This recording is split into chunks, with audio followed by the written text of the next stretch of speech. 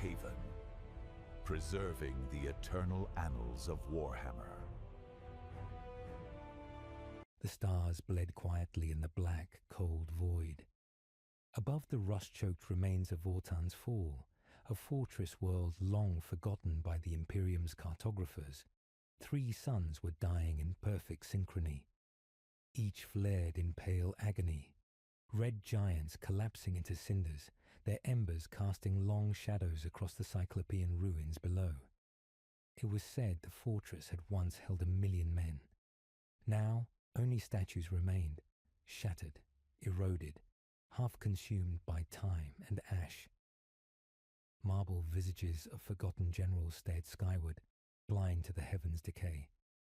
This is how the Astra Militarum ends, not with thunderous gunfire or victory parades through conquered cities, but in quiet erasure, a smothering of memory, one forgotten world at a time.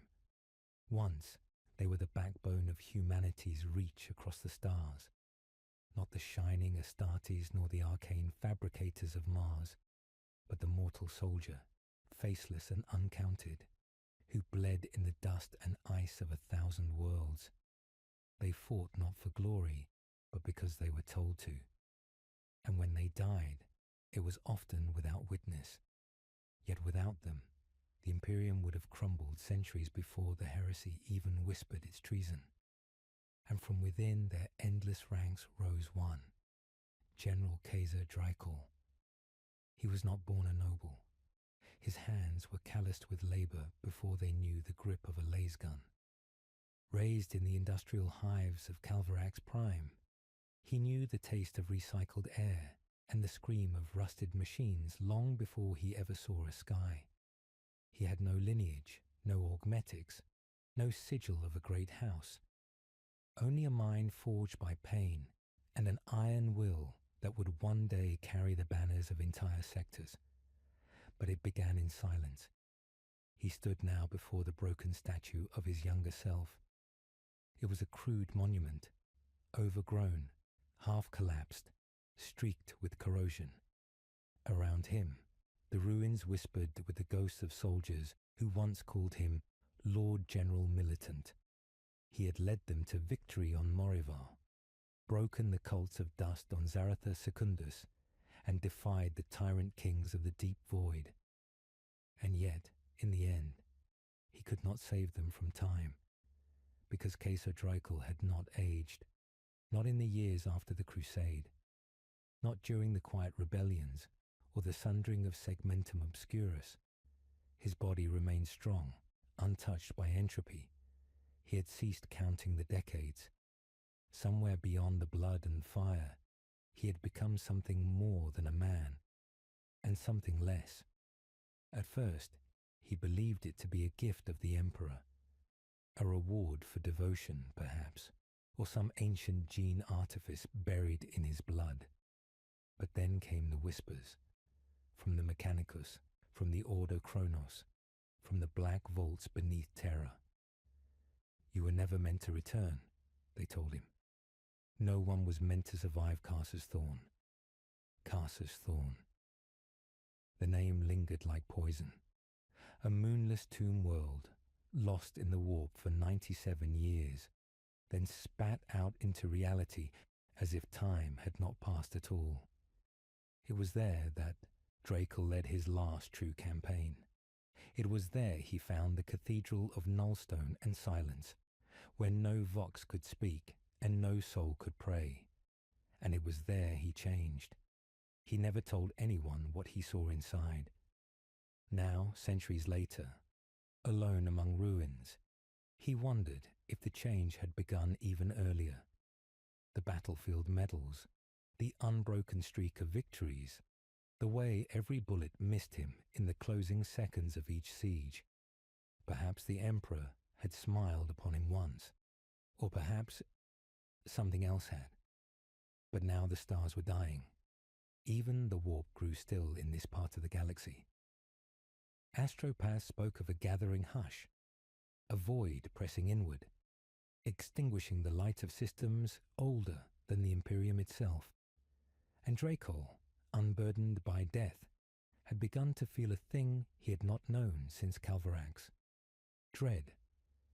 He reached down, fingers brushing the cracked plinth where his name had once been engraved.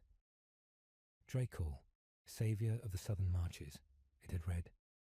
Now it was barely a smear, a reminder that nothing lasts, not victories, not loyalty, not even names. Behind him the wind stirred. He did not turn. He knew who stood there, or what. "It is time," the figure said. Her voice was dust and memory, clad in the black of the Officio Medicae, yet she bore no insignia. Her eyes shimmered faintly with warp glow, though her body was as human as his had once been. She had followed him for centuries, always arriving in the aftermath of battle. He did not know her name, only that she appeared when the cost of victory was too great to bear. He looked to the stars once more. The third sun flickered, then failed. "Will they remember?" he asked. The woman did not answer. Instead, she extended a data slate.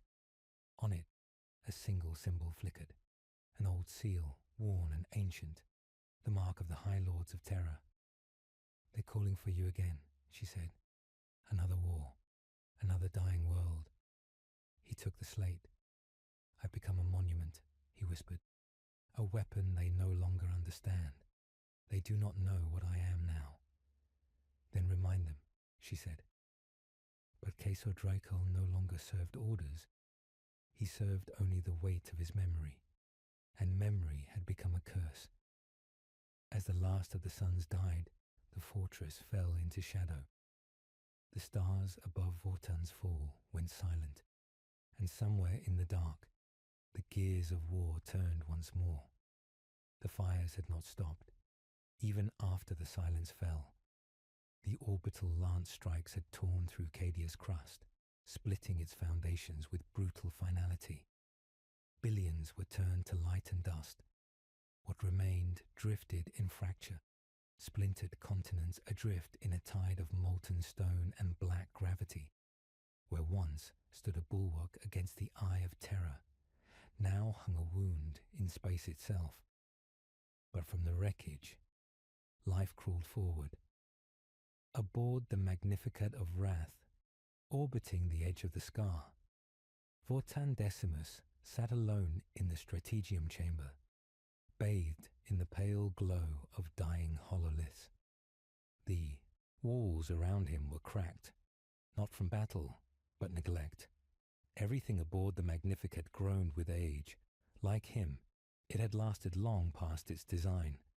He had slept, and in that sleep he had dreamed, not of war nor glory, but of a moment before he had become a Lord General, when he was still just a boy on Edron Primus, clutching a data slate under a burning sky, reciting the litany of endurance before a stone monument. He had believed then. He had wept for the honor of dying in the Emperor's name. Now he wept for none. The chamber door hissed open. Commissar Elira Cast stepped through, though her eyes lingered on him longer than formality allowed. She was changed, only slightly, but he saw it. The lines at her mouth were deeper. Her voice, when it came, was colder. "We've received a transmission." He didn't look up. From who? Not from Terra, not from any registered segmentum beacon, but it carries an inquisitorial seal. That caught his attention. He stood slowly, every movement deliberate. Then it begins. Elira hesitated. That, more than anything, told him what he needed to know. "They're coming for me." She didn't confirm. She didn't need to. The order had been unauthorized. Cadia had not fallen under the banner of imperial sanction, but by his command alone. "Will you obey their judgment?" he asked. She met his eyes. "I obey the Emperor." "That is not an answer." Silence stretched between them like wire. "You knew what it meant," he continued, voice growing sharp. "You pressed that code. You relayed it, without hesitation." "I did what was required," she said. No, he whispered, stepping forward. You did what I taught you. And there it was. Her mask cracked, not with guilt, but fury. And what would you have preferred? That I refused? That I argued? That I watched the eye consume our sons and daughters so we could die with honor? He turned away. You taught me that loyalty was forged in necessity, that idealism dies in the trenches. If you now regret the man you made me, then regret yourself. He said nothing. Outside, the dying light of Cadia reflected across the ship's inner dome like a bleeding star. It flickered, spasmed, and was gone. The warp storms were growing. 1,000 cries echoed across Newspheric channels. Imperial fleets in disarray. Astra Militarum command structures broken. Lines collapsing across Segmentum Obscurus. The Full Glass Protocol had delayed annihilation, but it had not stopped it. He had not stopped it. The silence was broken again, not by words, but by the sharp intake of breath from Elira. When he looked, she held out a data slate. There's something else. He took it, scanned, then read it again. It was not a kill order. It was an invitation. The Ordo Chronos summons you to the black conclave of heretical truths. Coordinates encrypted. You are required, not condemned. The price of salvation is knowing the cost. He stared at it long enough for the words to sear into his mind. They knew, he said, voice dry. They knew I would do it. They wanted you to, she said. They let Cadia fall. The truth was more heresy than revelation, but it did not shock him. Somewhere, deep beneath the burden of his years, Decimus had suspected it. The Imperium did not move without purpose. Every war was a page in a larger scripture. Every sacrifice written in blood across centuries. Is it possible, he murmured, that I was only ever the weapon? And then quieter, that Cadia was never meant to survive. Neither answered. He stepped away, looking out into the dark again, at the void where a world had once stood, now replaced by drifting debris and the ghost light of vanished cities. I'm going, he said finally, to the conclave. If this is a game of gods and monsters, then I would see their faces. She nodded, but did not follow. You are dismissed, he said. And that word, dismissed, was colder than any judgment. It cut deeper than death. Elira saluted, but she did not speak again. When the door closed behind her, the silence did not return. Instead, something else took its place. A whisper, soft, amused, not from the comms, nor the Vox, nor the ship, but from the warp. You are closer now, Vortan. He froze. The voice was not new. It was the same voice that had offered him immortality, and he had refused. But some part of him, buried beneath layers of duty and command, had listened. As the ship turned toward the coordinates, into the depths where time itself bent, Vortan Decimus felt it again. He had made the right choice, and yet it was not his choice to begin with. The warp did not scream here. It whispered. The Magnificat of Wrath slid silently through the Immaterium, her Geller field humming with strained defiance. Beyond its flickering veil, impossible geometries folded in upon themselves. Shadows blinked in and out of coherence, things too large to be real, too small to be named, and always, always the feeling of being watched. Vortan Decimus stood alone in the ship's observation sanctum, eyes closed, fist tight behind his back. Sleep no longer came to him, nor did hunger, nor thirst. The things that tethered mortals to time had let him go long ago. What remained was will, chiseled sharp by loss. He had stopped wearing his formal armor. The weight of medals and sigils felt obscene now. Instead, he wore the old coat, frayed at the edges, lined with burn scars from trenches half a galaxy away. It fit better than the regalia of a Lord General. It was worn by a soldier, not a symbol. The Conclave's coordinates were etched into the ship's machine spirit now, pulsing like a heartbeat through its engines. But the journey would take time. And in that time, the ghosts returned. They always did. Lyra Cast had not spoken to him since he dismissed her. She remained aboard, issuing commands, handling the Hume crew, maintaining order in the fractured wake of Cadia. But the bond they once shared, the unspoken unity of soldier and commissar, had turned brittle. Not broken, not yet, but close. And then there was Saran Hal. He had not thought of her in years. A medica by title, a psyker by birth, and, once, a friend.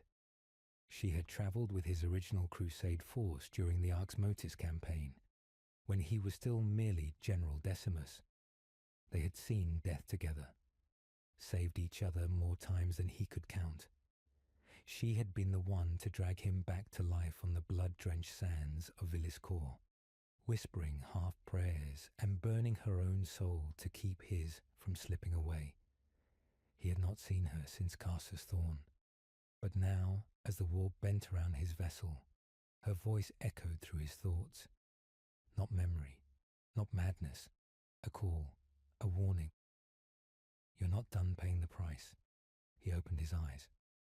In the reflection of the glass, behind the stars and warfire, he saw her, standing in the void. Pale robes drifting like smoke, eyes burning with unnatural light. Then she was gone. Elsewhere on the ship, Elira stood alone in the Vox Chapel, surrounded by the shattered remains of pick feeds and shattered astropathic conduits. Sparks flickered from broken cabling.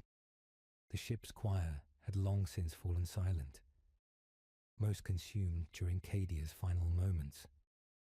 Only one signal remained active, a low band channel encrypted, buried beneath layers of fail-safe protocols. It had come from Segmentum Solar, from Terra itself. She entered the clearance codes manually. No voice, just a blinking text log. Protocol 7 Delta active, High Lords, deniability intact. Subject, Decium Vortan prime status, immortal anomaly outcome required, neutralization or utilization cleansing force, in transit, do not warn the subject. Elira stared at it for a long time, then deleted the message. The Magnificat arrived at the edge of a dying star. It had no name, no chart. Around it drifted a broken orbital ring, kilometers wide, once part of a vast fortress. A lone station remained intact at the center, a black spire suspended above the stellar corpse by some invisible force. This was the Black Conclave, home of the Ordo Chronos, the keepers of forbidden time.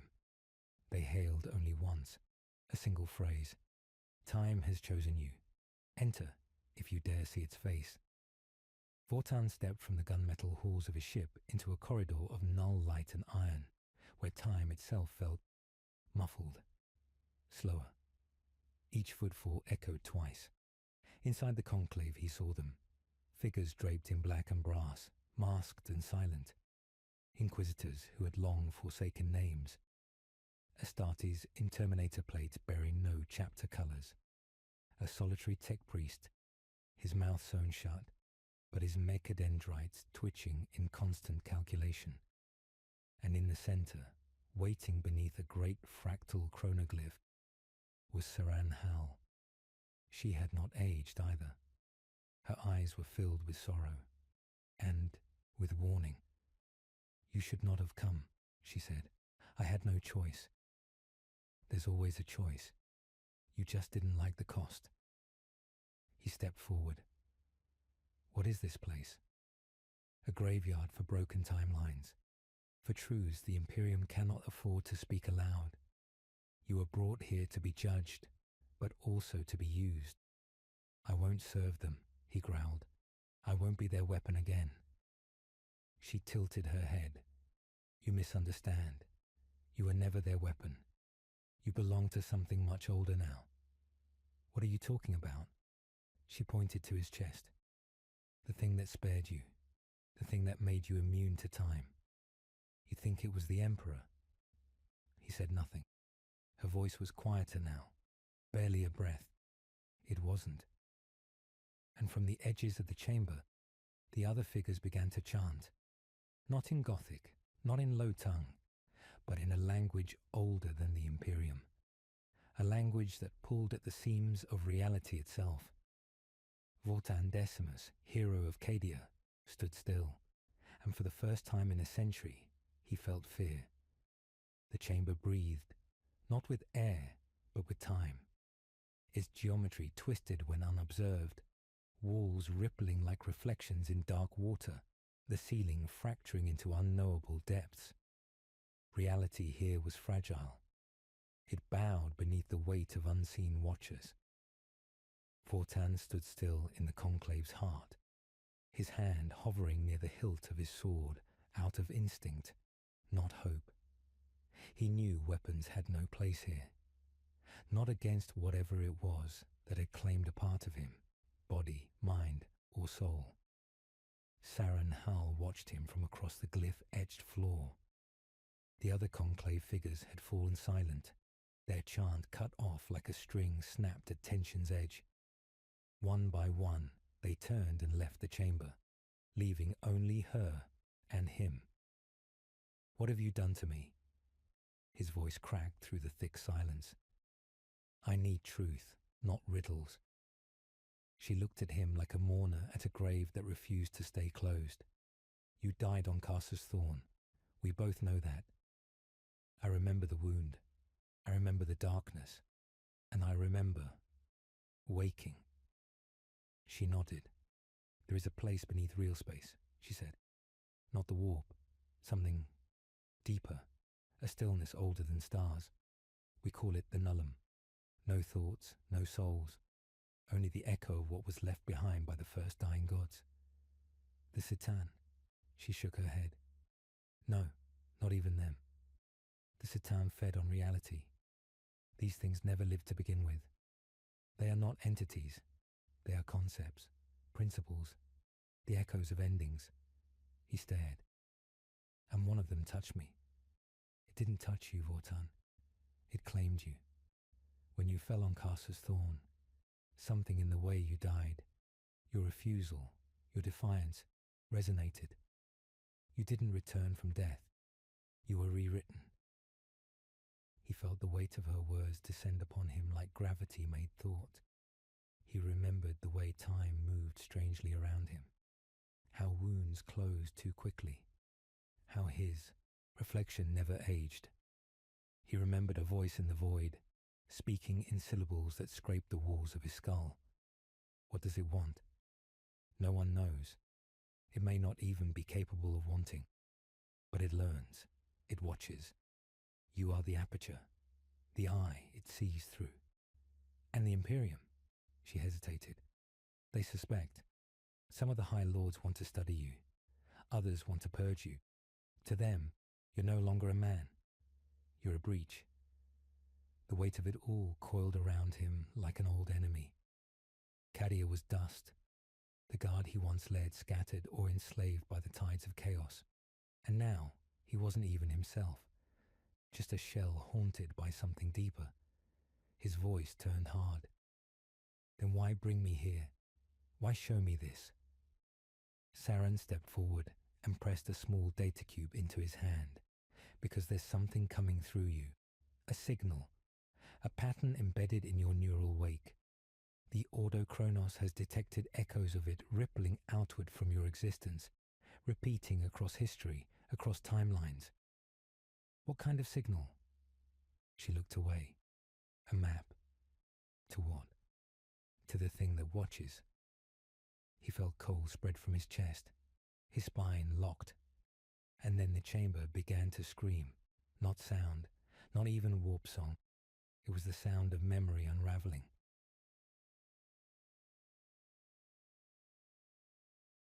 Elira Cast ran toward the sanctum chamber, bolt pistol in hand, her eyes scanning the corridors of the conclave with a soldier's suspicion. The air was heavier now. Red light blinked along the walls as silent alarms rang through sealed metal. Her boots echoed against iron marked by sigils she could not understand. The crew of the Magnificat had been denied entry. Only she had forced her way aboard, invoking the rank she once swore she'd never use again. High Marshal-elect of the Cadian remnants. She found him standing amid the glyph circle, surrounded by fractures. They hovered like broken mirrors, each showing a different version of him. One wore the golden armor of a general who had never broken. One knelt at the feet of a Chaos Lord, eyes hollow. One was dead. One was still burning. And one looked at her with eyes like stars, his face utterly alien. Elira raised her pistol instinctively. Decimus. The vision flickered. The fractures closed, and he turned to her, breathing heavily, but not as he once had. His body pulsed with something wrong, a rhythm that didn't match the human heart. His voice, when it came, was not entirely his. It's not finished. It's still watching. Saranhal fell to her knees, blood pouring from her eyes. You brought it here. Wotan stared down at his hands. They glowed faintly, not with light, but with meaning. Something had changed. I didn't mean to, he said. I don't even know what it is. Elira stepped forward. Then find out, before it decides to do more than just watch. Saran raised her head, voice shaking. There is one who knows. The last record keeper of the Nullum. A traitor, a survivor, a Necron who broke the chain of eternity. Wotan's eyes narrowed. A Necron. He calls himself Zarek the Hollow, she whispered, and he once served something older than the Silent King. The chamber groaned around them. Something shifted in the walls, like a breath, held just a moment too long. You must find him, Saran said. He knows the price of immortality, and what happens when the Watcher wakes.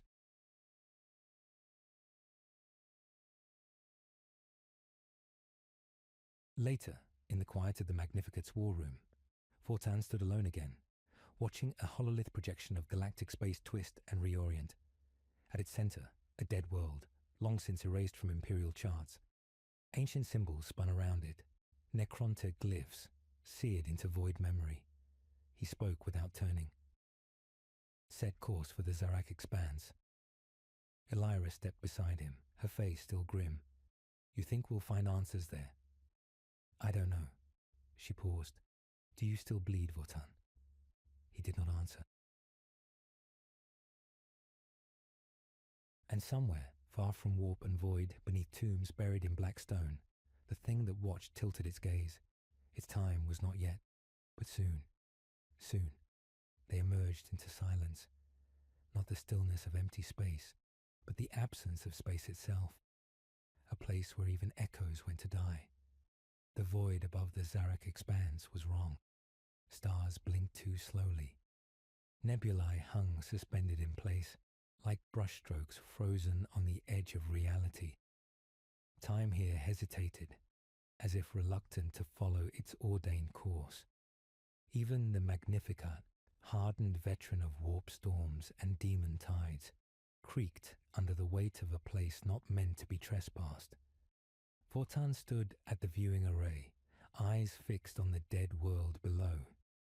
The planet had no name. It had no surface either. Not as mortals understood such things.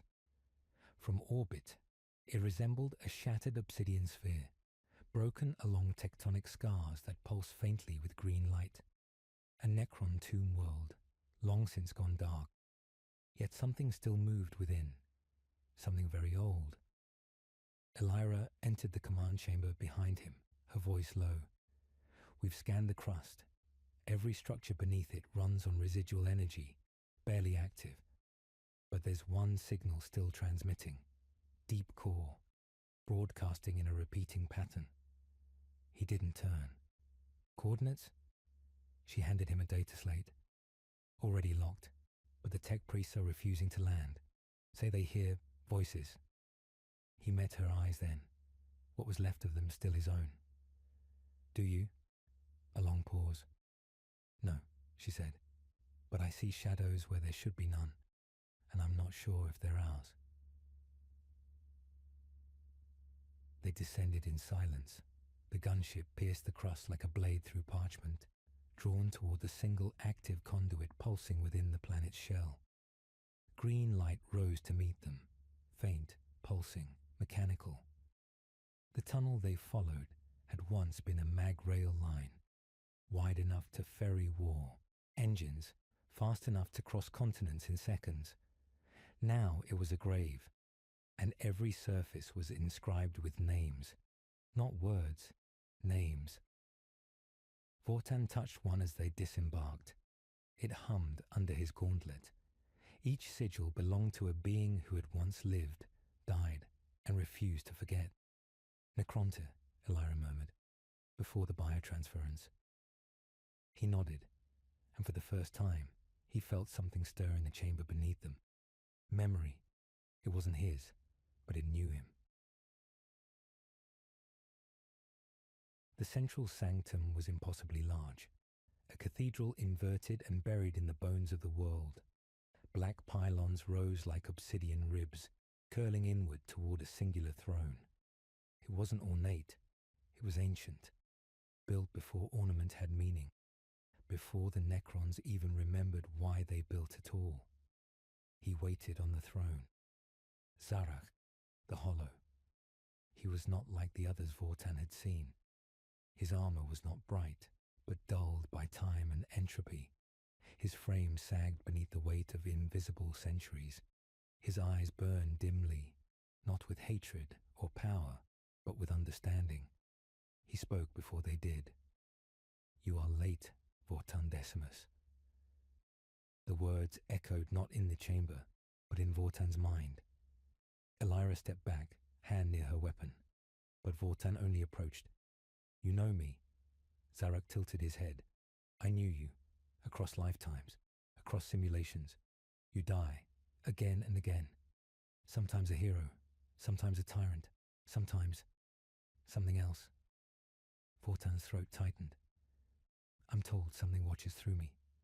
Yes. The Necron rose.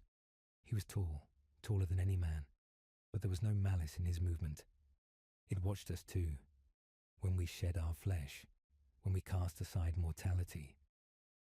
He turned, gesturing toward the walls. Countless coffins lined the chamber, each bearing a single symbol, unique, eternal. They thought it was science, the Silent King, the Triarch. They thought biotransference was a gift, but the gift had teeth.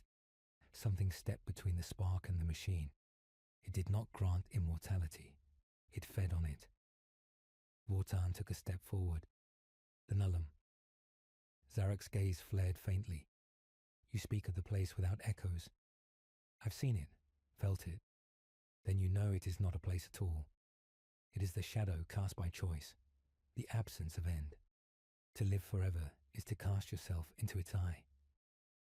Elira frowned. Then why did you help your kind do it?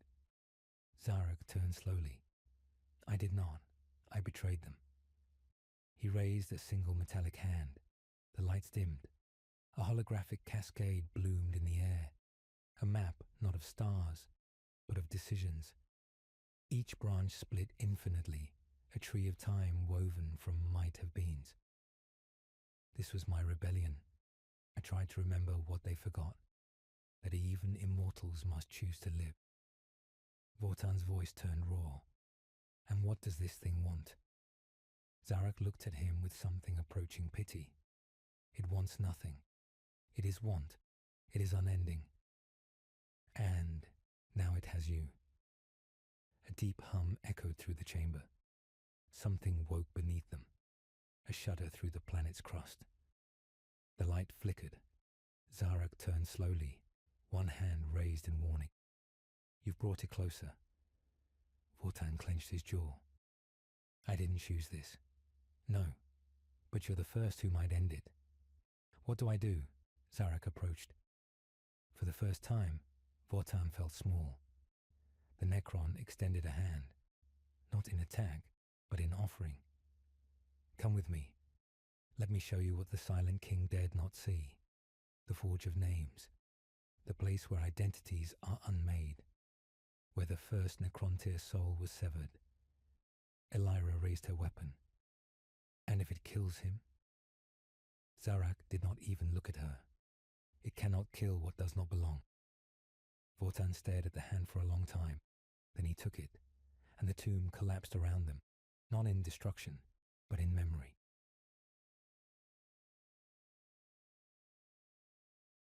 They fell through time unchained, not forward, not backward, sideways, through wars that never happened, victories that soured into betrayals, realities where Cadia never fell, or where it fell 1,000 years earlier, worlds where Vatan Decimus became a god, or a heretic, or dust. In all of them, something watched, and in some, it spoke. Zarak's voice guided him through the maelstrom. Your soul no longer ends in death. It loops, rewinds. Each cycle strengthens the eye that sees through you. It learns your choices. It becomes them. So what now? Vortan asked, his voice echoing in 1,000 selves. How do I stop it? Zarak answered with something like sorrow. You cannot stop it, but you can trick it. And with that, the vision ended. They returned to the tomb sanctum, though they would never again be as they were. Zarak, older still, stepped away. You have one chance. One lie you can tell it. A choice so unlike you that even it cannot predict. Make it well. And with that he vanished, leaving behind only silence, and a single phrase etched into the floor. Choose the death it cannot see. The sky above Desidrak was bleeding. A maelstrom of ash and broken light spun endlessly over the ruined capital. A wound torn through the clouds by orbital bombardments long since silenced. The city beneath was not dead, not exactly. It had not earned that mercy. It simply lingered, a carcass forgotten by both conqueror and victim. It was here that Vortan Decimus had once killed a friend, and it was here he would return, to unmake the choice that had made him who he was. The storm resisted their descent. Warp-sheared winds scraped at the gunship's hull, as if trying to peel it open and see the soul inside. Elira sat across from him, helmet off, eyes sharp. You never told me what happened here. Vortan's voice was low. Because I can't forget it. I killed the man who saved my life. I watched him die, and I let it happen because I believed in something greater. He looked away. I no longer remember what that was. Elira said nothing, but her silence spoke louder than pity.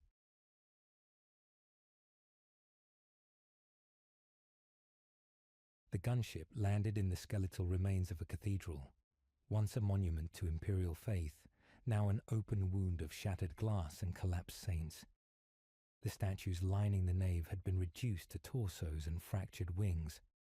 One still clutched a sword, its blade buried not in the ground, but in itself. They moved without words. The beacon Zarak had encoded into Vortan's armor pointed to a precise location, an ancient vault beneath the city, sealed after the fall. It had once held the war plans of the last loyalist generals during the Desidrak uprising. It held more than that now. They passed bodies that had not decayed, preserved by stasis anomalies or something more deliberate. Soldiers in flak armor and scorched rosettes, caught mid-scream, mid-prayer, mid-defiance. Time did not flow cleanly here. Desidrak had fractured. Reality itself bent around the vault's lowest levels. Lights flickered before they were turned on. Dust floated sideways. Voices echoed before anyone spoke. Vortan moved toward the heart of it, and the door opened before he reached it. Inside stood a man long dead. He had once been called Commander Kael Virex, the first man to pull Vortan from fire, and the last man to raise a blade against him. He hadn't aged, not in the way corpses do, and yet something in his eyes knew. "You're late," Kael said, his voice cold and familiar. "But I suppose time means less to you now." Vortan stepped into the vault slowly, Elira close behind. "This isn't real." Kael raised an eyebrow. "You're standing in a vault where gravity forgets which way is down, and that's your concern." He turned, walking between flickering command consoles and shattered data coffins. Holographic charts glitched around him, ghosts of failed offensives, redacted betrayal logs, troop movements that never completed. "You remember what we planned here?" Kael asked. "Before the bombardment, before you called it down." Vortan flinched. "It was a trap," he said. Kael spun. "It was a deal. We had loyal regiments in the Underhive. We could have bled the traitors out, but that would have taken weeks. You wanted glory, and the High Command wanted silence." He advanced, face pale and not quite human, in the vault's flickering glow. "So you gave them both. You buried us alive to speed up the victory." Elira moved between them, but Kael didn't raise his weapon. He didn't need to. His words cut deeper. "You killed me, Vortan. You killed the idea of me. And now you come crawling back, with some alien whisper in your skull, thinking you can change the past." Vortan met his gaze. "No, I can't. But I can lie to the future."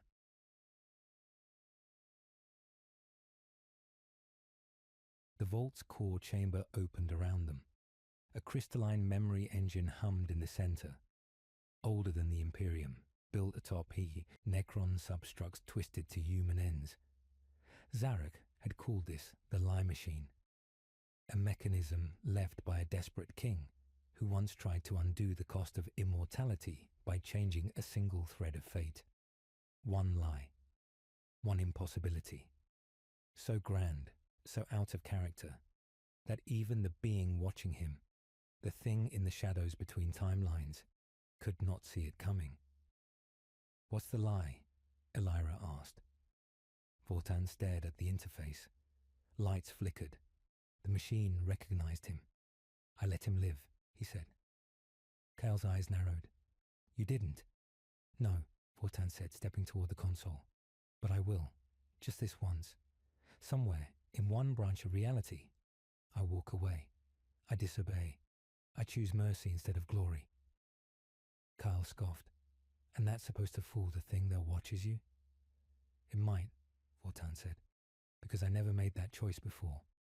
In any lifetime. Not once." He looked at Kael. This memory, this phantom, this echo of a dead friend. "You told me once that loyalty was a burden. That trust was heavier than chains. I never understood that until I felt my own hands around your throat." He laid a gloved hand on the console. "I'm done being the knife." The machine surged with light. Reality buckled. The vault screamed as time convulsed. The lie entered the flow of causality and rippled across it like a poison. Not to heal, but to hide. To cloak Vortan Decimus in an action so alien to his soul that the entity bound to him, watching, feeding, missed it. A blind spot. A flaw in the pattern. A single flicker of mercy in a galaxy of calculated cruelty. The ground shook. Above them the sky began to change. A crack split the bleeding clouds. A seam in the storm where no eye watched. For the first time since Cadia fell, Vortan felt the pressure ease. Not vanish, but recoil. And Kael began to fade. "Will it work?" Elira asked. Kael looked at Vortan, and for the first time, he smiled. "That's not the question," he whispered. "The question is, what will you do now that it's not watching?" Then he was gone, and the vault collapsed around them. They barely reached the gunship in time. As the storm above cracked open, the void exposed something, a shape beyond comprehension. Not seen, but felt, starving, angry, and confused. Vortan looked up as the craft broke atmosphere, still trembling. He felt the eye of the nullum pull away, for now. "Do you think it believed the lie?" Elira asked. Vortan didn't answer at first. He only watched the dead city disappear behind them, swallowed by dust. Then he whispered, "It doesn't matter." Elira frowned. "Why?" He looked at her, not with triumph, but with defiance. "Because I believe it." And with that, they vanished into the stars. The stars were shifting, not in motion, but in meaning.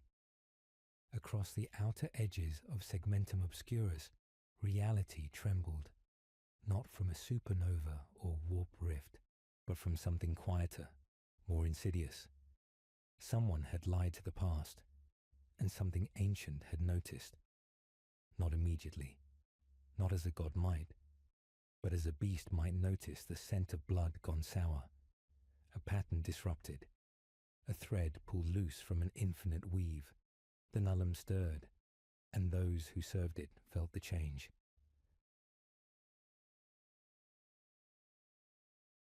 Far beyond Desidrak, on the dead world of Elion Prime, a signal flared into existence, one not heard in 10,000 years. Beneath the stone tombs of a forgotten Mechanicus enclave, the signal was received by living steel. The world screamed, and from beneath its surface they rose. Not Necrons, not human, something in between. The Asgarion. Children of biotransference gone awry, a splintered sect of Zarek's own progeny, cast into temporal exile before the fall. Machines with human minds, but no souls. Half mortal, half immortal. Doomed to remember what they were and to never die. They had been sleeping, waiting. And now, the lie had given them hope. Hope that reality could change, that the chains of time could be broken. They stirred not to serve Zarek, but to destroy him, for he had made them. They stirred not to help Vortan, but to hunt him, for he had tampered with the one truth they believed sacred. That time only moves forward. Vortan Decimus stood on the observation deck of the Aegis Eternum, a war barge long fallen out of favour with the High Lords. Once a proud bastion of orbital command during the siege of Machinex, now a ghost ship run by loyalists too dangerous to be removed, but too useful to discard. Elira approached him, helmet under one arm. "They know what you did," she said. Desidrak's storm is collapsing in on itself. The eye is gone, but there's a hole where it was. Vortan didn't turn. His eyes were fixed on the void. "And what crawls through a hole like that?" he asked quietly. Elira didn't answer. She didn't need to. He already knew. The astropathic screams from the outer systems had told them everything. Someone else had felt the lie, and they were coming to correct it. Command met in silence. 5 officers of the guard, 4 inquisitorial liaisons, and 1 tech priest whose voice buzzed with corrupted cant. They argued doctrine. They debated protocol.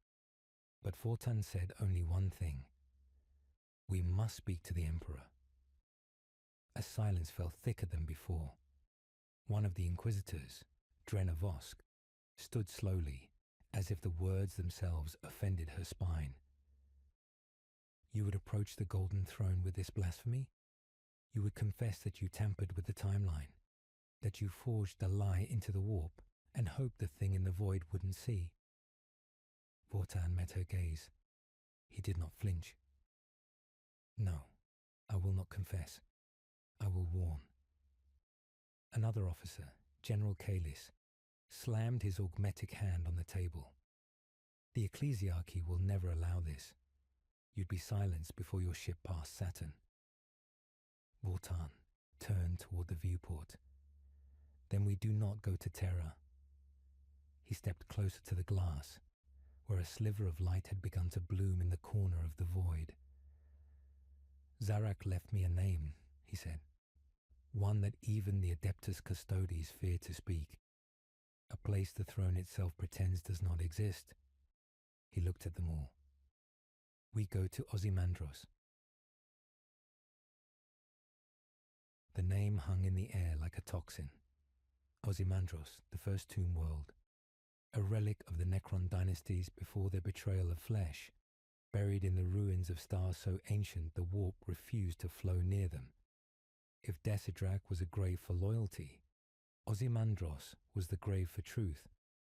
The Iskarian would go there. Vortan was sure of it, because buried within that world was the original failure, the first attempt to reverse biotransference, to escape eternity. Zarak had abandoned it, but his creations had not. They believed in redemption, or in vengeance. Either way, it would become the battlefield, and Vortan had no choice but to meet them there. That night, aboard the Aegis Eternum, Elira found him alone in the meditation chamber, tracing a finger across old data slates and crumbled letters written in Terran High Gothic. Not military reports, not orders, personal messages, written by soldiers long dead, some addressed to lovers, some to children, some to no one at all. They wanted to be remembered, he said. Elira nodded. They still are. No, he whispered. We use their names. That's not memory. That's convenience. She sat beside him. What do you want, Vortan? Truly, at the end of all this? He didn't speak at first. Then slowly he answered. I want to be forgotten. I want the galaxy to forget my name, to bury every choice I made so deep that no one else ever makes them again. She looked at him, not with pity, but with a strange tenderness. I don't think that's how memory works. I know, he said, but I can try. Outside, the stars continued to shift, and far beyond the edge of known space, a gate began to open, its shape carved into the bones of an ancient sun, a gateway to Ozymandias, where the past waited, where lies became truth, and where the wound would bleed again. The stars were shifting, not in motion, but in meaning. Across the outer edges of Segmentum Obscurus, reality trembled, not from a supernova or warp rift, but from something quieter, more insidious. Someone had lied to the past, and something ancient had noticed, not immediately, not as a god might, but as a beast might notice the scent of blood gone sour, a pattern disrupted, a thread pulled loose from an infinite weave. The nullum stirred, and those who served it felt the change. Far beyond Desidrak, on the dead world of Elian Prime, a signal flared into existence, one not heard in 10,000 years. Beneath the stone tombs of a forgotten Mechanicus enclave, the signal was received by living steel. The fume world screamed, and from beneath its surface they rose, not Necrons, not human, something in between, the Iskarian, children of biotransference gone awry, a splintered sect of Zarak's own progeny, cast into temporal exile before the fall, machines with human minds, but no souls, half mortal, half immortal, doomed to remember what they were and to never die. They had been sleeping, waiting, and now the lie had given them hope. Hope that reality could change, that the chains of time could be broken. They stirred not to serve Zarak, but to destroy him, for he had made them. They stirred not to help Vortan, but to hunt him, for he had tampered with the one truth they believed sacred, that time only moves forward. Vortan Decimus stood on the observation deck of the Aegis Eternum, a war barge long fallen out of favour with the High Lords. once a proud bastion of orbital command during the siege of Machine X, now a ghost ship run by loyalists too dangerous to be removed, but too useful to discard. Elira approached him, helmet under one arm. "They know what you did," she said. "Desidrak's storm is collapsing in on itself. The eye is gone, but there's a hole where it was." Vortan didn't turn. His eyes were fixed on the void. "And what crawls through a hole like that?" he asked quietly. Elira didn't answer. She didn't need to. He already knew.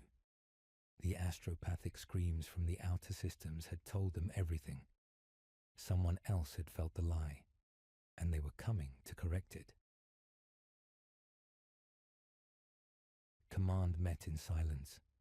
5 officers of the guard, 4 inquisitorial liaisons, and 1 tech priest, whose voice buzzed with corrupted cant. They argued doctrine. They debated protocol. But Vortan said only one thing: "We must speak to the Emperor."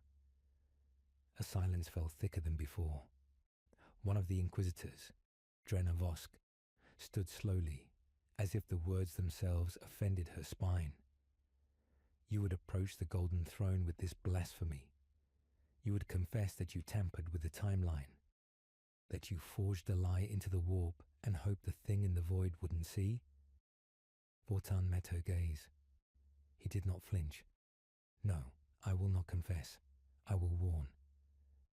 Another officer, General Kalis, slammed his augmetic hand on the table. "The Ecclesiarchy will never allow this. You'd be silenced before your ship passed Saturn." Vortan turned toward the viewport. "Then we do not go to Terra." He stepped closer to the glass, where a sliver of light had begun to bloom in the corner of the void. "Zarek left me a name," he said. "One that even the Adeptus Custodes fear to speak. A place the throne itself pretends does not exist." He looked at them all. "We go to Ozymandias."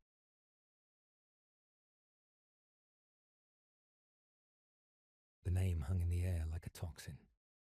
Ozymandias, the first tomb world, a relic of the Necron dynasties before their betrayal of flesh, buried in the ruins of stars so ancient the warp refused to flow near them.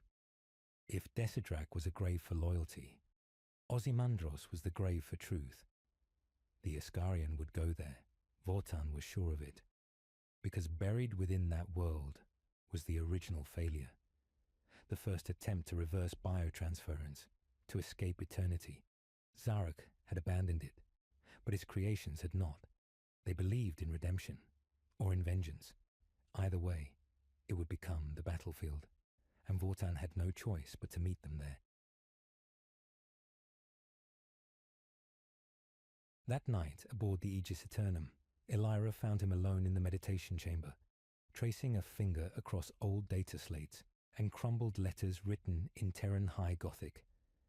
Not military reports, not orders, personal messages, written by soldiers long dead, some addressed to lovers, some to children, some to no one at all.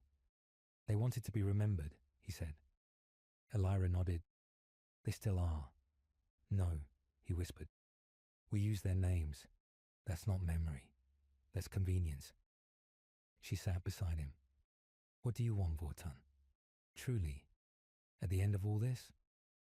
He didn't speak at first. Then slowly, he answered. "I want to be forgotten. I want the galaxy to forget my name, to bury every choice I made so deep that no one else ever makes them again." She looked at him, not with pity, but with a strange tenderness. "I don't think that's how memory works." "I know," he said, "but I can try."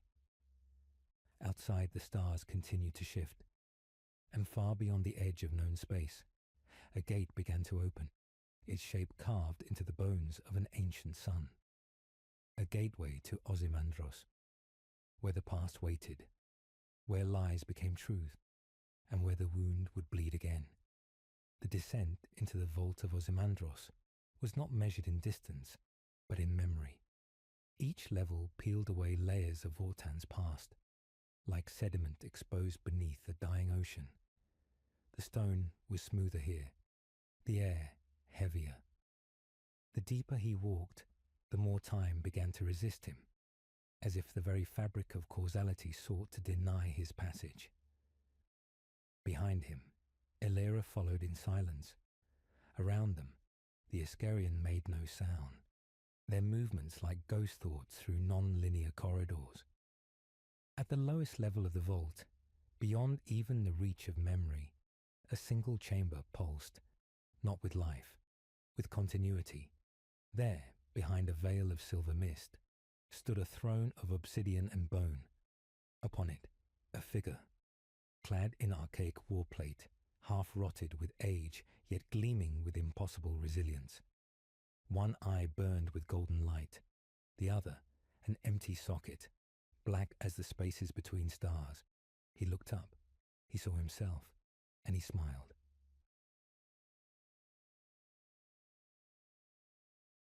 "You came back," the throne-bound Vortan rasped. The voice was not broken. It was refined, smooth like oiled iron touched by knowledge only centuries of watching empires die could grant. "You came all this way to destroy what you left behind." The younger Vortan, if such a word still meant anything, stood unmoving. "I came to end the echo." The throne creature chuckled. No. You came because you remembered. For the first time in all these centuries, the loop cracked, the mirror turned, the delusion died. So tell me." He rose from the throne, chains of data soul and memory dragging behind him like a funeral shroud. Was it worth it? Around them, the chamber bled starlight. The walls projected images, not holograms, not illusions, but remembrances. Entire wars played in reverse. The fall of Cadia, the burning of Praxis, the shattering of the Pale Moon Bastion. And behind them, always him, Vortan, the ageless commander, savior, betrayer, martyr. He had become legend, a lie repeated so often, even he had come to believe it. "You let Zarok overwrite you," the standing Vortan said.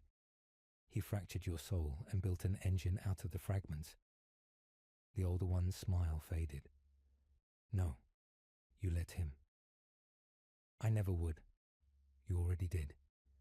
He pointed to the ceiling, where a fresco glimmered in rust and tears, Vortan kneeling before Zarok. "I begged," the old one whispered. "When I saw the fall of Cadia, I begged. I knelt, screamed, wept. I told him to take my name, my time, anything. Just let me keep fighting." He stepped closer. And he did. Elira moved to Vortan's side. Her hand hovered near her blade. "This isn't the truth," she said. "It's a trap. He wants to confuse you." But Vortan's eyes didn't move. "I remember the scream now," he said. The older self nodded. "It never stops, does it?" They stood facing each other. One who had fought for truth so long he forgot the lie. And one who was the lie, clinging to existence like a corpse to warmth. And then the older Vortan opened his arms. "Strike me down, and the loop ends. The legend of Vortan dies. No more heroic last stands. No more false hopes. Just silence. Loss. Ash." His voice softened. "Or leave me. Let the myth endure. Let the Imperium believe there is one man who remembers every sacrifice, who bears the torch still. Let them dream." Silence. Vortan's hand trembled at his side. His blade felt heavier than any weapon ever forged. The visions returned. The deaths, the orders, the choices, the price. He had survived by forgetting, by shedding grief like skin. But every death had marked him too. Elira reached out. "You don't need to carry it anymore. You don't need to keep being him." He looked at her. Her eyes were not filled with judgment, only sorrow and hope. The one thing he had long forgotten how to trust. He turned back to his older self. "I did beg," he said, "but I am not bound to who I was." He raised his blade. The old one nodded, and smiled. "Good," he whispered. "Then finally, maybe we can rest." The strike was clean. No scream, no drama, only silence. And when the body fell, the chains broke. The loop fractured. All around them, the memories shimmered, flickered, then faded like dew under the first light of morning. The chamber grew still, and for the first time in millennia, quiet. Later, as they emerged into the starlight, Elira looked to him. "What happens now?" Vortan looked up. The stars no longer felt like tombstones. "We write a new story," he said. "One without legends, one with truth." Far behind them, the vault of Ozymandias sealed, not with anger, with peace, and the galaxy turned onward, as it always had, toward war, toward betrayal, but now, perhaps, with one fewer lie to carry. The light of the vault had barely faded from Vortan's skin before the weight of what he had undone began to settle on the stars. Myths do not die quietly, not when they are used as mortar for crumbling empires. And the myth of Vortan, eternal sentinel of Cardia, had been more than just a tale. It had been a spine, a blade, a rallying cry whispered in the blood-choked trenches of 1,000 worlds. Now silence replaced it, and silence, in the Imperium, is always filled by fear. The transmission came the next day. No seal, no warning, just a voice, ancient, bitter, imperious. "You will return to Terra." Elira looked to Vortan, her eyes narrowing. "They know. They always knew," Vortan murmured. "They simply thought I would never remember." Aboard their vessel, the last creed, the stars ahead were cold, stripped of their illusion. Every light now reminded Vortan of who he wasn't anymore. No longer an icon, no longer a ghost given purpose by propaganda. He was just a man, and men were never welcome on Terra. As they approached the throne world, the psychic miasma thickened. Terra's orbit was wrapped in the entropic stench of the High Lord's paranoia. Thousands of defense platforms, mechanized faith engines, and shield webs layered upon one another like the skin of a rotting god. They were ushered in with silence, not reverence, not honor. That was the first sign. The second, the throne hall was empty. No adorants, no ministers.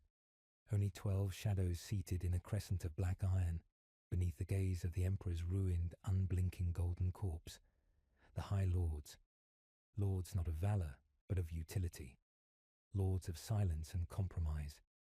Of statistics, not sacrifice. One rose. The Fabricator General of Mars. His vox voice buzzed with 1,000 filtered dialects. "You have broken a great stabilizing constant, Commander Vortan. The idea of you was more important than you ever were." Vortan did not kneel. "I killed a lie. You killed a structure," spat the Grand Provost Marshal. "A myth older than most systems. One which carried thousands into battle believing they mattered." Elira stepped forward.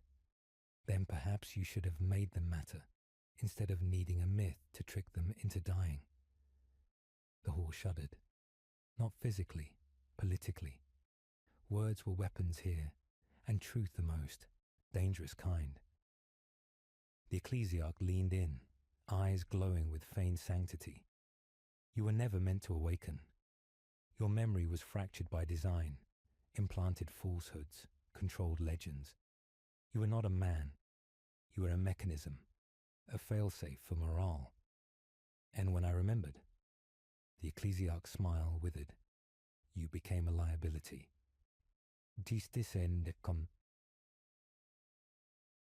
The tension thickened like a noose. Around them, servo skulls tracked every movement.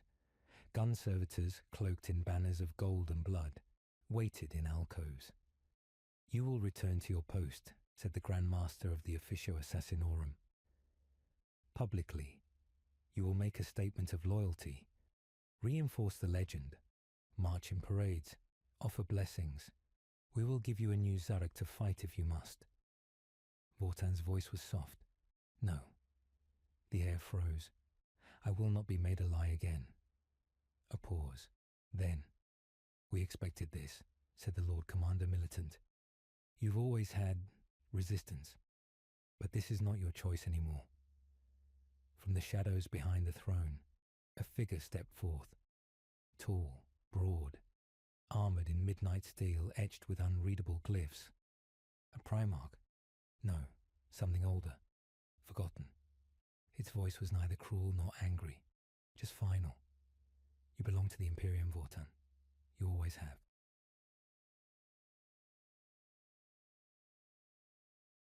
For the first time in years, Vortan laughed, a dry, bitter sound that cracked like old parchment.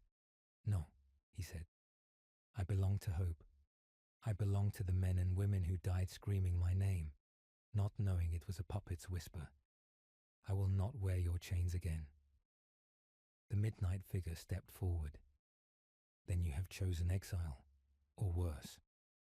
Elira drew her blade. No, Vortan said. He's right. He turned to the lords. His voice was not loud, but it echoed. I will not return. You can kill me, but if you do, you'll prove everything I've said. Every soldier who hears of it will know. Every system will whisper it. He looked to the golden corpse on the throne. And your lie will die with me. Silence. Then the Fabricator General's voice again. Then go. The doors opened behind them, cold wind pouring in from the outer sanctum. You are no longer part of this Imperium. Good, said Vortan. It never deserved me. As they walked away, Elira whispered, Where now? Everywhere they don't want us, Vortan replied. Every place where the myth blinded them to their own strength. It's time they learned they never needed me, only each other. He looked back one last time, at the corpse that ruled, at the lords who hid, at the dream that devoured its dreamers, and then he turned away, the door sealed behind them, and the lie that had held the galaxy together began to quietly fracture. There are wars that end with fire, and there are wars that end with silence. But the war that Vortan began did not end. It echoed. In the lowliest manufactorum hives, whispers replaced hymns. In the trenches of Madrakan Prime, soldiers painted over their banners, not in heresy, but in doubt. Across 1,000 warfronts, one question grew like a shadow in the soul of the Astra Militarum. If the Sentinel of Cadia was a lie, what else had we believed that was never true? Elira stood at the bridge of the last creed, watching the void unfurl. The stars no longer looked like distant beacons. They looked like tombstones, markers of forgotten worlds sacrificed to a dying dream. Below her, in the war room, Vortan met with survivors, officers, defectors, heretics by decree but not by belief. Commander Jai of the 12th Vostroyan, Saintless Marin, former preacher turned traitor by omission, and Varek, a failed commissar who had torn out his Aquila badge and replaced it with nothing at all. They were the beginning of something terrible, something honest. A symbol is still a weapon, Jai said, her voice steel. You could turn it against them. Let them fear it. Vortan shook his head. I was a symbol, but I won't be their lie, or yours. What we need now is not another figurehead. It's truth. And who decides it? Varric asked, his tone sour. You? Vortan didn't flinch. No, I decide nothing. I act. The choice is yours. That was the quiet shift. The heresy not of gods, but of choice. But choice has enemies. On the world of Agracia All, word of Vortan's exile spread like wildfire through the regimental Vox lines. A minor skirmish with Orc raiders turned into a standstill. Entire platoons refused orders. not out of cowardice, out of confusion. The men of the 51st Mordian had painted the name Vortan across their tank hulls for over a century. Now their commanders ordered them to remove it, to erase it. Private Wren, a veteran of 6 campaigns, refused. He was executed by Commissar Grell, and 3 hours later, Grell's command vehicle exploded. No witnesses, no survivors. The spiral had begun. In the heart of the Segmentum Solar, aboard the Bastion world Kyrex, planetary governors convened in secret. Each had heard rumours of unrest in their guard regiments, of officers quoting lines from Vortan's exile speech, of Arbeit's cells disappearing into the fog of reorganization. The fabric of the Imperium was not torn. It was unthreading, and the High Lords could not stop it, because they had crafted this myth so well, so completely, that its collapse had no replacement. For 10,000 years, belief had carried the Imperium where truth could not. Now the belief was in doubt.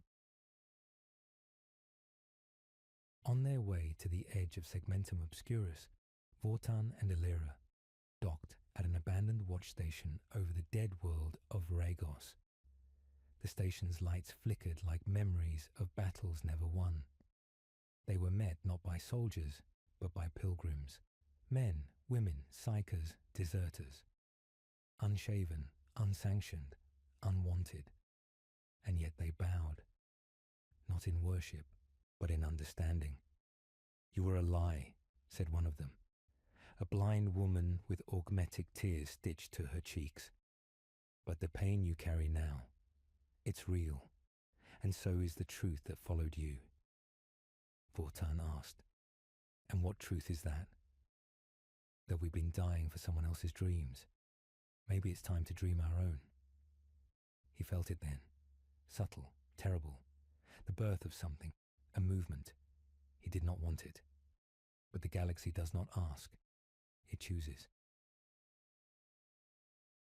That night, Illyra approached him on the observation deck.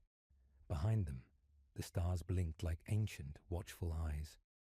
"You should have let them make you a martyr," she said softly. "It would have been cleaner." He didn't look at her. "Clean isn't true. Clean doesn't last." She paused. "You've become something worse than a heretic." He raised an eyebrow. "You've become a reason." Meanwhile, deep beneath Terra, the High Lords plotted. "You see what he's done," the master of the Administratum hissed. "Entire legions faltering, hive world silent, faith unraveling." The Grand Provost Marshal leaned in. "We can kill him. We know where he is." But the Fabricator General of Mars, always slower to speak, raised a single mechanical claw. "Kill him, and he becomes divine. Let him speak, and he spreads corrosion. But if we break him, make him betray his own truth, then he dies not as a martyr, but as a failure." They nodded. A plan was born, not of assassination, but of manipulation. Because sometimes the most powerful lies are built from truths, twisted just enough to shatter faith.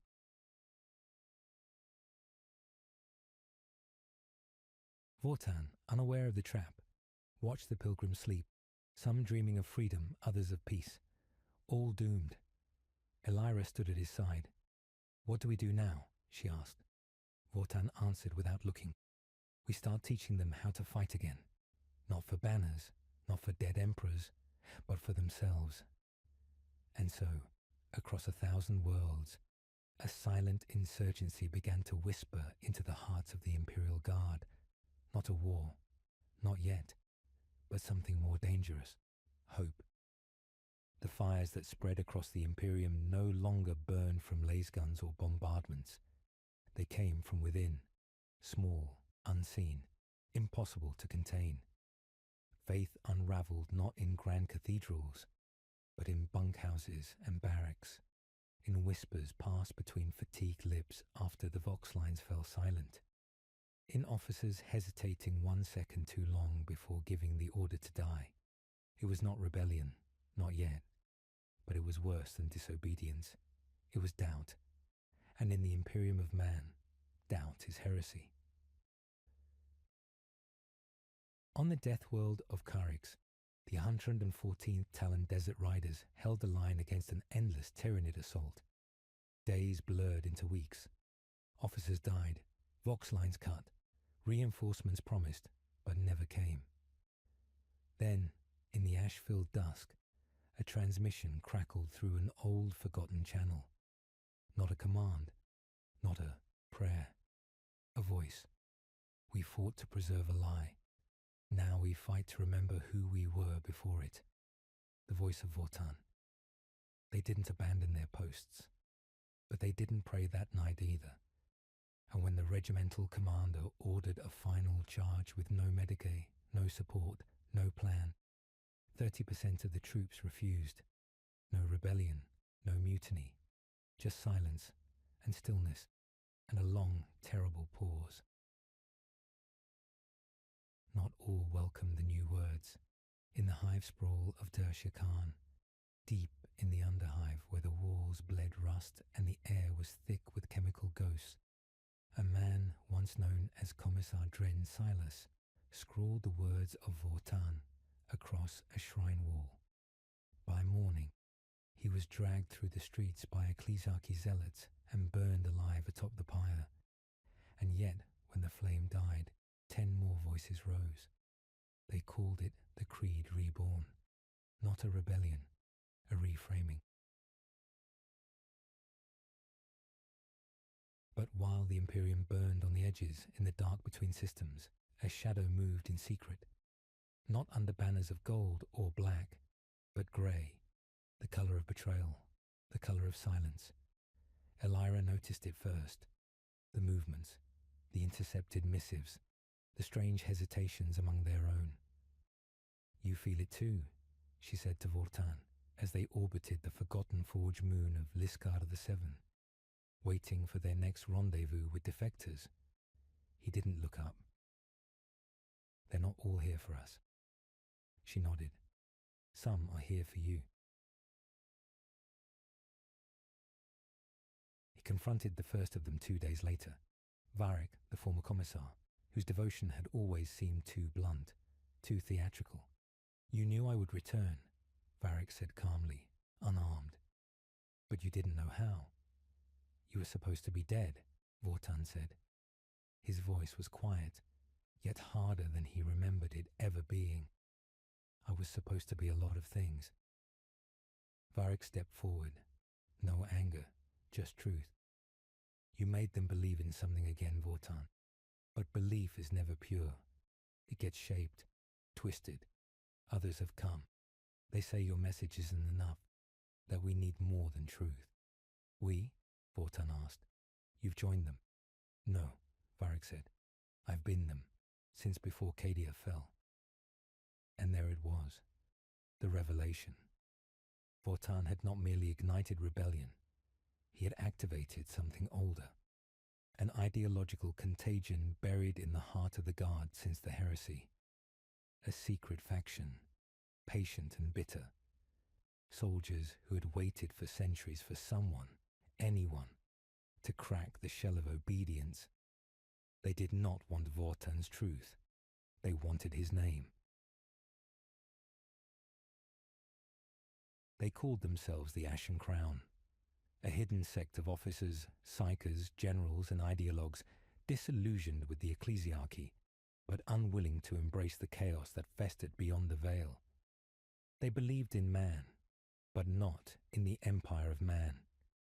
To them, Vortan was a useful myth, a tool, a banner under which to rebuild, not to reform the Imperium, to replace it. Vortan did not speak as Varric laid it all bare, not even when Elira demanded to execute him, not even when half their fleet officers revealed themselves as sworn to the Ashen Crown. He simply walked to the war table, hands behind his back, and stared at the fading star chart of segmentum obscurus. You wanted a symbol, he said, but symbols become lies. I've been one before. I won't be again. You're already more than you intended, Varric replied. You just haven't accepted it.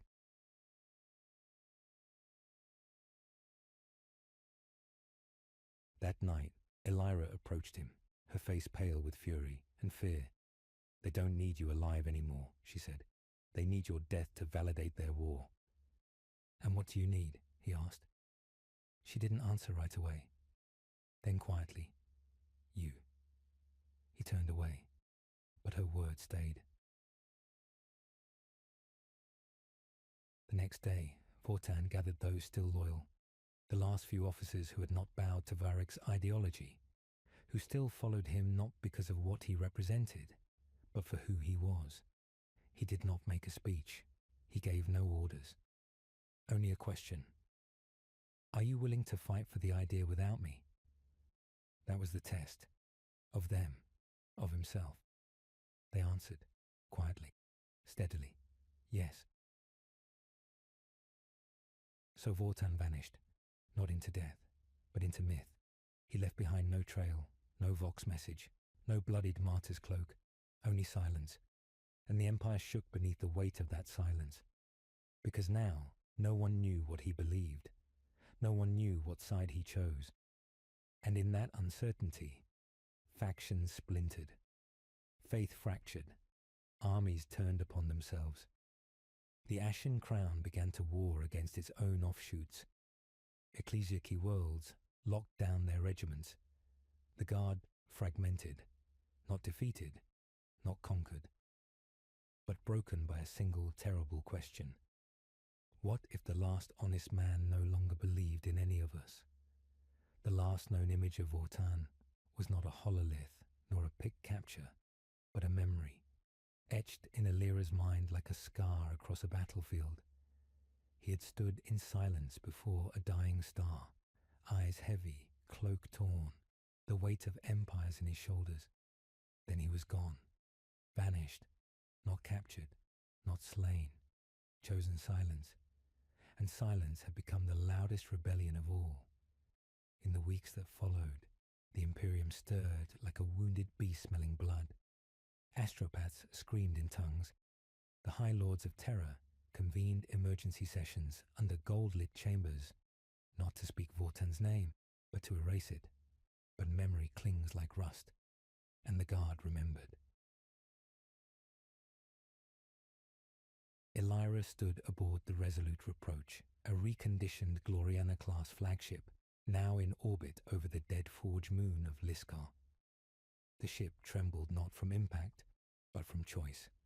Its crew split, hearts pulled between orders and oaths. "They're coming," said Lieutenant Rass.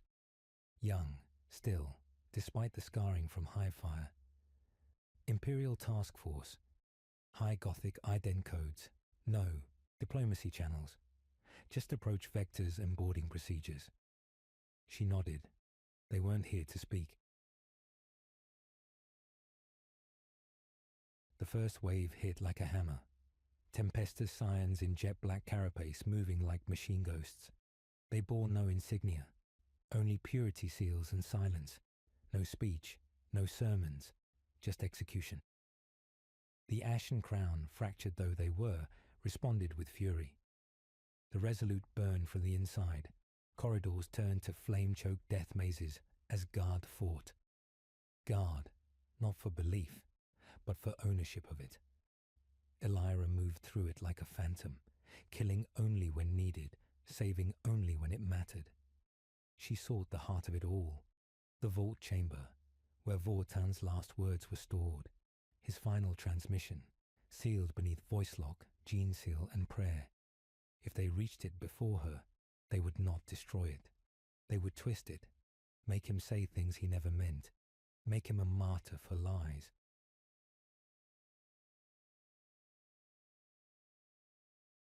In the flickering red of breach alarms, she found herself face to face with him, Inquisitor Tolvan Larak, a name she had heard in shadows, whispered with fear even among Deathwatch kill teams. clad in polished obsidian armor inscribed with burned-in litanies of truth. Larek walked with the certainty of someone who had never doubted. "You carry his stain," he said, drawing his power blade slowly. "But you were once loyal. You can be again." "No," she said. "I still am." He hesitated. She saw it, just a flicker, a crack in the glass. But it was enough. She drew her knife, and she ran. The vault doors sealed behind her with a hiss of sacred air. She had 30 seconds, maybe less, before the override codes were used. The console blinked. A prompt. Last will of Commander Vortan voice authentication required. She closed her eyes, spoke the phrase he used only once. The phrase he said the night he disappeared. "I no longer believe in victory." The console unlocked and played his final message.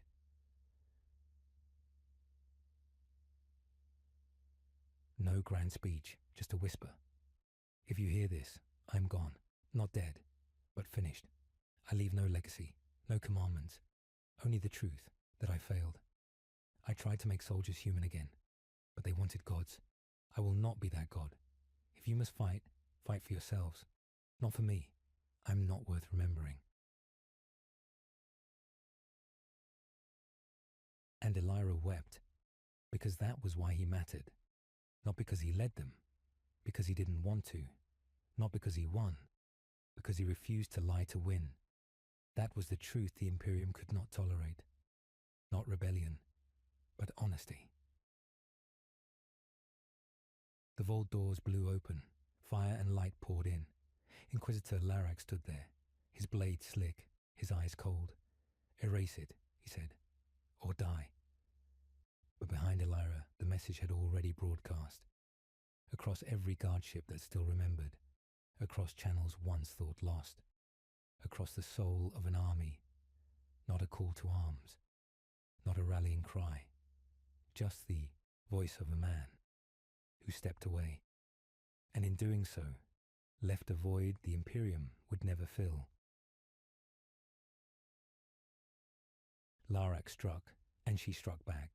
The fight was brutal, no elegance, just desperation and rage. She lost her left eye to his blade. He lost 3 fingers to her knife. In the end, she dragged her bleeding body from the chamber.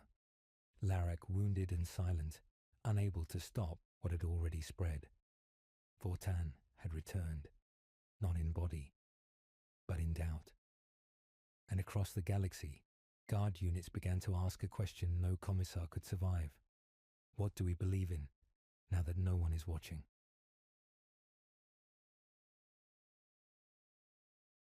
The war was no longer on battlefields. It was in hearts, in words left unsaid, in loyalty tested not by chaos but by conscience.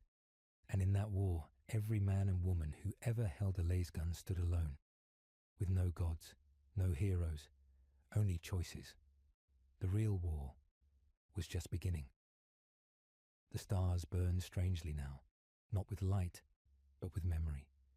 Each one a monument to a death long buried, a name whispered in final breaths, a wound no propaganda could erase. Across the segmentum solar, guard worlds, once proud beneath the eagle banner, now bore a second mark, unofficial, unnamed, a line drawn in ash, a signal to those who remembered Vortan. Elira stood upon the ash plains of Harcourt V, a forgotten fortress world abandoned during the Third Black Crusade. The ruins of his command spire loomed behind her, silent but unbroken. Here, the fractured cells of the Ashen Crown had gathered, not as soldiers, but as witnesses. They no longer saluted, they listened. Before them she wore no rank, no medallion, no honor bars, no wreath of martyrdom, just battle-scarred fatigues and a ragged red sash, Vortan's. "I didn't come to lead," she began, voice hoarse from smoke and sleep deprivation. "I came to bury a lie." Silence answered her. Not disinterest, but reverence. "We were told we were tools," she continued, "that obedience was our virtue, that death was our highest duty. But Vortan asked us something else, something terrifying. She looked at them, faces etched with fatigue, with loss, with the quiet horror of having survived too many wars. He asked us what we wanted. Some wept, others clenched their fists. A few whispered prayers in languages the Imperium had long forbidden. "He's gone," she said, "but his question remains, and now the throne demands we forget him." She looked skyward, toward the void above. "Let them come."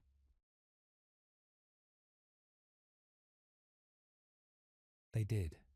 Within the week, a fleet of ecclesiarchal warships and inquisitorial black arcs emerged from warp just beyond the system's edge, blotting out star charts with the weight of righteous fury. They called their campaign Operation Catharsis. Cleansing Fire. Target, Harcourt V. Status, Terminal Heresy. Elira's advisors urged retreat. The Ashen Crown had no cruisers. Their PDF had no void shields. Their communications were primitive. Even the veterans, those who had fought on Cadia, those who had held against Tyrannid swarms and chaos rifts, trembled at the sheer scale of it. But Elira did not order retreat. She did not prepare for a last stand. She broadcast a signal, not to the fleet, but to the Guard, all of them, across systems, across sectors. She activated the black channels, coded vox lines once used to call in exterminatus measures, now repurposed for something far more dangerous. A message of choice. "This is not mutiny," she said. "This is memory. Decide for yourselves what kind of soldier you wish to be. I will not beg for your loyalty. I only ask, remember who bled beside you when the High Lords forgot your names." And they heard.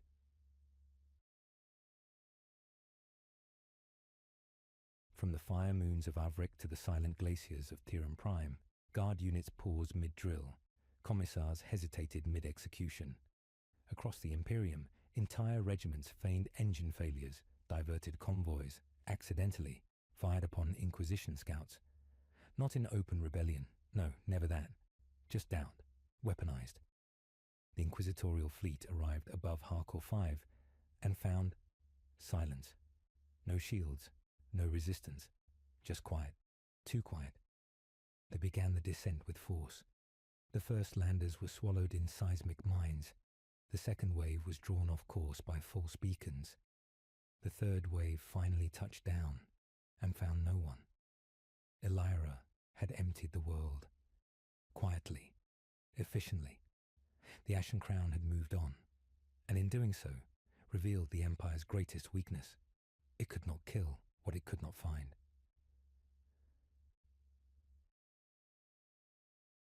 Back on Terra, the High Lord screamed behind sealed thrones.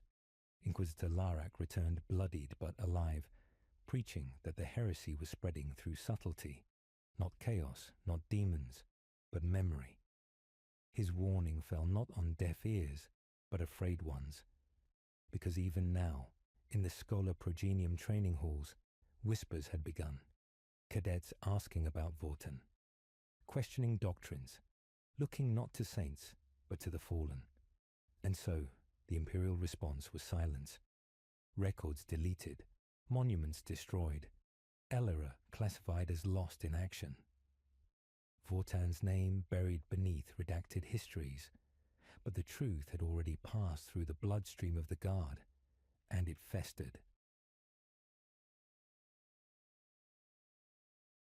In the shadows of a forgotten system, Elira watched a new generation of soldiers gather, not fanatics, not rebels, but witnesses.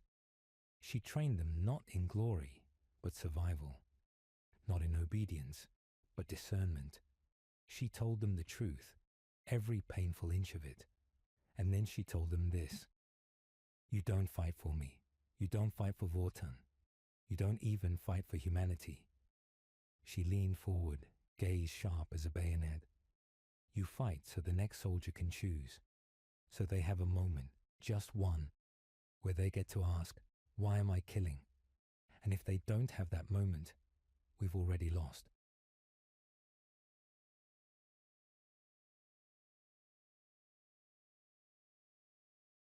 Elsewhere, war continued. The Imperium bled. Tyranids devoured worlds. Chaos corrupted sectors. And the Guard still fought. But something had changed. Orders were questioned. Mandates ignored. Some regiments wore red sashes beneath their armour. Some whispered prayers not to the Emperor, but to each other. A fracture had formed, not visible, not open, but growing. The Imperium would not fall in a scream. It would fall in doubt, in the slow, inevitable erosion of belief. And Elira knew her war was only beginning, not against the Inquisition, not against the throne, but against the lie they were all told to die for. And in the cold dark between stars, she whispered one last vow: no more silent graves. The stars did not mourn. They simply watched, cold, eternal, indifferent to the cries of dying empires or the prayers of fading mortals. Somewhere far from Terra's blind eye, in the shadow of the dying sun of Isthmian 9, Elira sat alone at the edge of a cliff where the world fell into black ocean. Her hands, long calloused, now trembled not from battle fatigue, but from what waited after. Beneath her feet lay the buried bones of what had once been a fortress, an outpost from the Unification Wars. Now it was overgrown, forgotten. Even the archives hadn't known it was here. That was why she had chosen it. She needed silence for what was to come. The Ashen Crown had become a whisper, a code buried deep within Guard data networks. No longer a name, a presence, a flicker in the minds of those who had seen too much and endured too long. It was not rebellion, not truly. It was remembrance, weaponized. A war fought not with bolters but with doubt, and that doubt had begun to spread. Entire battalions vanished from sanctioned deployments. Commissars were found dead, some with self-inflicted wounds, others with no sign of struggle at all, just a look of hollow clarity. An inquisitorial frigate bound for Atros Minora went silent mid-void, its voxcasters endlessly repeating a single message: "We remember Vortan." And at the center of it all, like the eye of a collapsing star, stood Elira, not leading, not commanding, just existing, as proof that something inside the Guard had changed, and for the Imperium, that was unforgivable. When they came for her, they did not announce it. No warships, no fleets, no declarations, just him. Inquisitor Nevelon, one of the Ordo Hereticus's oldest ghosts, rarely seen, never photographed. Some claimed he had been present at the burning of Gethsemane. Others swore he stood beside Sebastian Thor when the Reformation began. No one truly knew.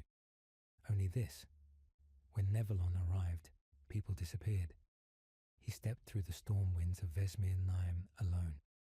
Robes black as warped glass, face hidden beneath a mask of etched steel, eyes nothing but darkness. Elira did not run. She did not prepare her rifle. She waited by the cliff, listening to the waves below. "I wondered when they would send you," she said softly, not turning.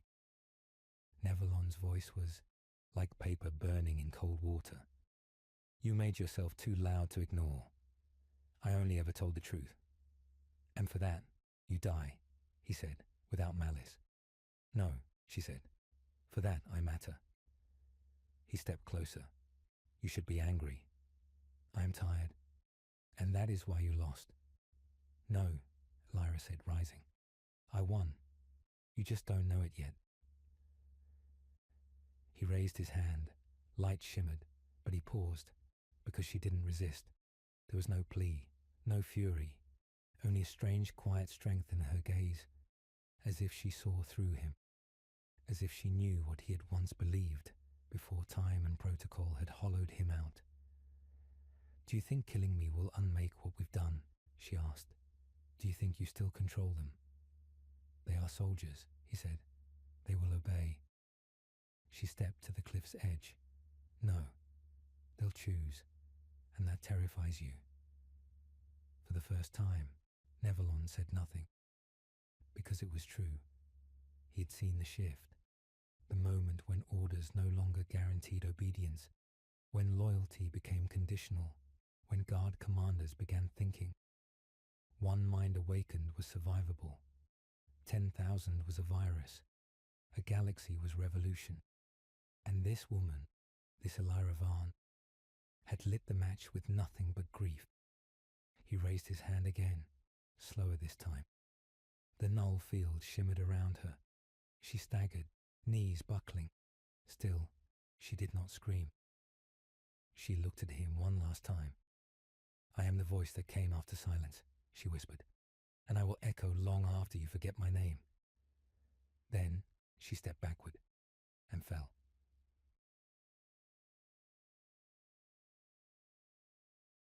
He rushed forward, momentarily forgetting even the protocols that bound him. But it was too late. The winds howled. The sea took her. She left no body, no relic, no last scream. Only a blood-red sash, torn and fluttering in the updraft.